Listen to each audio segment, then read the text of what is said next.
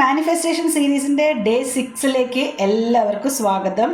അപ്പോൾ ഞാൻ ഇന്ന് പറയാൻ പോകുന്നത് ലോ ഓഫ് അട്രാക്ഷൻ വെച്ചിട്ട്, അതായത് ഈ മാനിഫെസ്റ്റേഷൻ നടക്കുന്നതിൻ്റെ ആ പ്രോസസ്സിൽ ഒരു 5 സ്റ്റെപ്സ് നമ്മൾ കൺസിസ്റ്റൻ്റ് ആയിട്ട് യൂസ് ചെയ്യുകയാണെങ്കിൽ നിങ്ങൾക്ക് മാനിഫെസ്റ്റേഷൻസ് വളരെ എളുപ്പത്തിൽ സാധ്യമാകുന്നതായിരിക്കും.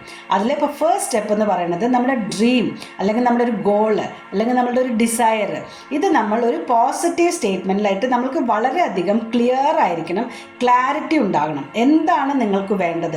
വീടാണോ, കാറാണോ, ജോലിയാണോ, സാലറി ആണോ, അതല്ല റിലേഷൻഷിപ്പാണോ, എന്താണ് നിങ്ങൾക്ക് വളരെ കൃത്യമായിട്ടുള്ള ഒരു സ്റ്റേറ്റ്മെൻറ്റ് നിങ്ങൾ ആദ്യം തന്നെ റെഡി ചെയ്യുക. അതാണ് first step in that process. അടുത്തതെന്ന് പറയുന്നത് നിങ്ങൾ ബിലീവ് ചെയ്യണം. സെക്കൻഡ് സ്റ്റെപ്പ് എന്ന് പറയുന്നത് ബിലീവ്, അതായത് നിങ്ങൾ അതിന് അർഹനാണ്, അല്ലെങ്കിൽ I deserve that, I M worthy of that എന്നുള്ളത് മനസ്സിലാക്കിക്കൊണ്ട് നിങ്ങൾ അതിൽ വളരെയധികം ബിലീവ് ചെയ്യാൻ ശ്രമിക്കുക. അപ്പോൾ ആ ബിലീഫിന് വേണ്ടിയിട്ട് നിങ്ങൾക്ക് അഫർമേഷൻസ് യൂസ് ചെയ്യാം, വിഷ്വലൈസേഷൻ യൂസ് ചെയ്യുക, സ്ക്രിപ്റ്റിംഗ്, ഈ വക കാര്യങ്ങളെല്ലാം ടൂൾസ് എല്ലാം യൂസ് ചെയ്തുകൊണ്ട് നിങ്ങൾക്ക് അതിൻ്റെ ബിലീഫ് കുറച്ചുകൂടി ഉറപ്പിക്കാവുന്നതാണ്.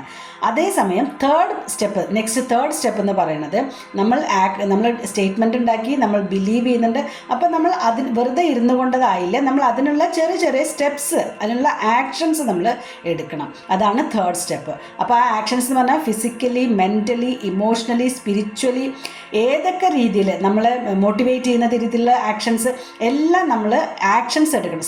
സ്മോൾ ആക്ഷൻസ്, ഓരോ ദിവസം 1-2 ആക്ഷൻസ് വെച്ച് കൂട്ടിയിട്ട് നിങ്ങൾക്ക് അതിനോട് കൂടുതൽ അടുക്കാൻ ശ്രമിക്കാം, നിങ്ങളുടെ നിങ്ങളുടെ ഡിസയറിനോട്. അപ്പോൾ ആ ആക്ഷൻസ് എടുക്കുന്ന സമയത്തുള്ള പ്രോസസ്സുകളാണ് ഇതുപോലെ. നിങ്ങൾക്ക് affirmations, visualization tools, meditation, healing പ്രാക്ടീസുകൾ, ഇതെല്ലാം ചെയ്യാവുന്നതാണ്. ഇനി നെക്സ്റ്റ് വൺ വെരി ഇമ്പോർട്ടൻ്റ് ആണ്, ലെറ്റ് ഗോ ചെയ്യുക. നിങ്ങൾ ഈ ബിലീവ് ചെയ്ത് നിങ്ങൾ ആക്ഷൻസ് എടുക്കുന്ന സമയത്ത് നിങ്ങൾക്ക് കൂടുതൽ റെസിസ്റ്റൻസ് വരും, നമുക്ക് ബ്ലോക്കേജസ് വരും, ഇത് നടക്കുമോ നടക്കില്ലേ എന്നുള്ള ചിന്തകൾ വരും. അപ്പോൾ അതെല്ലാം മാറാനായിട്ട് നിങ്ങൾ ലെറ്റ് ഗോ ചെയ്യണം. നമ്മളുടെ യൂണിവേഴ്സിനെ ബിലീവ് ചെയ്തതുകൊണ്ട് തന്നെ അത് നടക്കുമെന്നുള്ള പൂർണ്ണ വിശ്വാസത്തോട് കൂടിയിട്ട് നമ്മൾ ആ കാര്യത്തിനെ ലെറ്റ് ഗോ ചെയ്യാൻ വേണ്ടിയിട്ടാണ് നമ്മൾ തിരിച്ചും നമ്മുടെ മൈൻഡ് പവർ യൂസ് ചെയ്യാനായിട്ട് നമ്മൾ അഫർമേഷൻസ്, വിഷ്വലൈസേഷൻ, മെഡിറ്റേഷൻ, ഹീലിംഗ് പ്രാക്ടീസുകൾ നമുക്ക് പ്രാക്ടീസ് ചെയ്യണം. അങ്ങനെ നമ്മൾ ലെറ്റ് ഗോ ചെയ്യുക എന്നുള്ളതാണ് ഫോർത്ത് സ്റ്റെപ്പ്.